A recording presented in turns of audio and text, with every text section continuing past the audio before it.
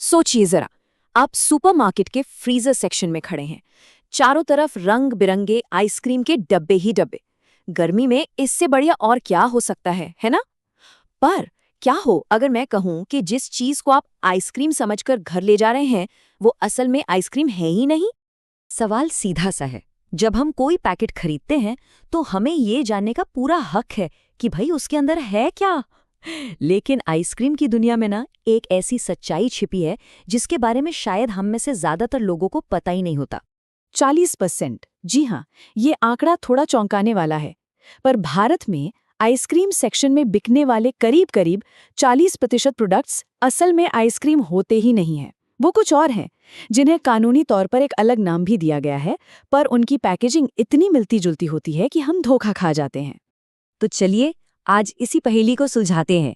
इस पूरे विश्लेषण का मकसद सिर्फ एक है, लेबल के पीछे की कहानी को समझना, ताकि अगली बार जब हम शॉपिंग करने जाएं तो हमें पता हो कि हम क्या खरीद रहे हैं।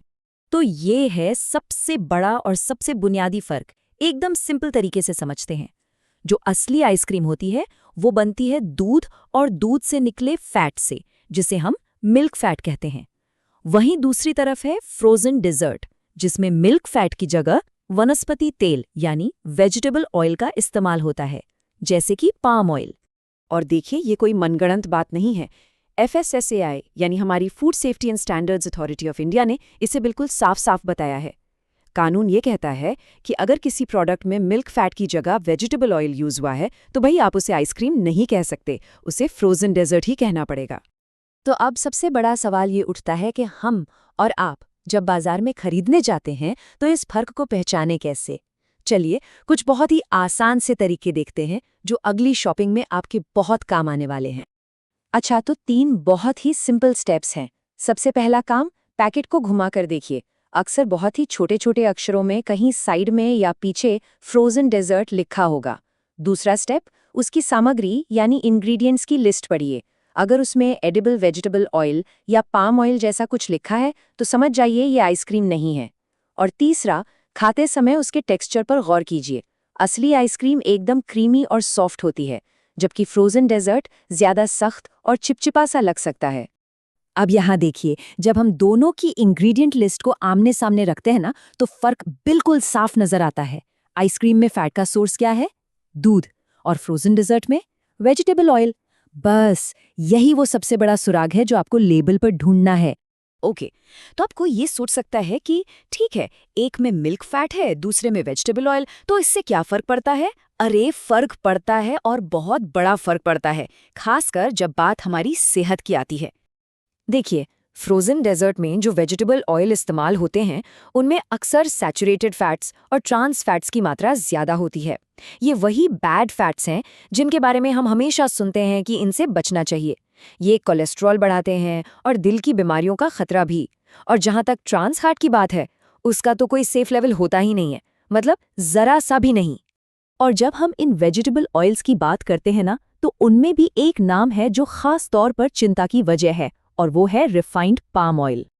ये ग्राफ एक बहुत ही डरावनी सच्चाई दिखा रहा है। देखिए, जब तेल को बहुत ज्यादा हाई टेम्परेचर पर रिफाइन किया जाता है तो उसमें ग्लाइसिडॉल नाम का एक खतरनाक केमिकल बन सकता है।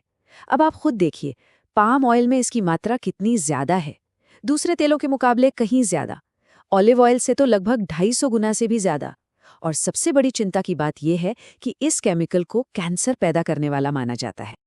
और मामला कितना गंभीर है, इसका अंदाजा आप यूरोपियन फूड सेफ्टी अथॉरिटी की इस चेतावनी से लगा सकते हैं। वो कहते हैं कि ये बच्चों के लिए खास तौर पर चिंता की बात है। अगर उनके खाने में पाम ऑयल ज्यादा है तो उनका रिस्क आम लोगों के मुकाबले 10 गुना तक बढ़ जाता है। और बात सिर्फ तेल की मिलावट तक ही सीमित नहीं है, कुछ मामलों में तो हद ही पार हो गई है। हाल ही में कुछ जगहों पर जब छापे पड़े तो पता चला कि क्रीमी टेक्सचर देने के लिए, मतलब उसे मुलायम दिखाने के लिए, कुछ लोग डिटर्जेंट पाउडर जैसी खतरनाक चीजों की मिलावट कर रहे थे। अच्छा, तो इतनी सारी जानकारी के बाद शायद थोड़ा डर लग रहा होगा, पर घबराने की जरूरत नहीं है। इसका हल है, और हल बहुत सिंपल है। एक स्मार्ट और जागरूक ग्राहक बनना।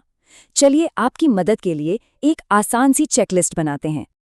तो ये रही आपकी चेकलिस्ट। सबसे पहले हमेशा लेबल चेक कीजिए। फ्रोजन डिजर्ट और वेजिटेबल ऑयल जैसे शब्द ढूंढिए। दूसरा, घर पर एक छोटा सा मेल्ट टेस्ट कीजिए। अगर वो पिघलकर पानी जैसा ऑयली लिक्विड बन जाए तो वो फ्रोजन डिजर्ट है। असली आइसक्रीम धीरे धीरे पिघलती है और क्रीमी ही रहती है। तीसरा, एक टिश्यू टेस्ट। एक चम्मच टिश्यू पर रखिए। अगर तेल या पानी का दाग छूटता है तो मामला गड़बड़ है। और आखिर में उसकी महक पर ध्यान दीजिए। असली चीज में दूध और फलों की फ्रेश खुशबू आएगी, केमिकल्स की नहीं। अब इसका मतलब ये बिल्कुल नहीं है कि मीठा खाना ही छोड़ देना है। नहीं, बिल्कुल नहीं। हमारे पास बहुत सारे हेल्दी और टेस्टी ऑप्शंस है, जैसे ताज़े फल, फलों के साथ ग्रीक योगर्ट या फिर घर पर बनी कोई अच्छी सी मिठाई। असल मुद्दा है प्रोसेस्ड चीज़ों, खासकर पाम ऑयल और बहुत ज़्यादा चीनी से बचना। तो अब ये सारी जानकारी आपके पास है। अब आप जानते हैं कि लेबल पर लिखे शब्द सिर्फ शब्द नहीं हैं, वो एक पूरी कहानी बताते हैं। तो अगली बार जब आप सुपरमार्केट में उस फ्रीजर का दरवाज़ा खोलेंगे तो चुनाव सिर्फ स्वाद का नहीं होगा, बल्कि एक स्मार्ट और सेहतमंद फैसले का होगा। अब सवाल ये है कि आप क्या चुनेंगे।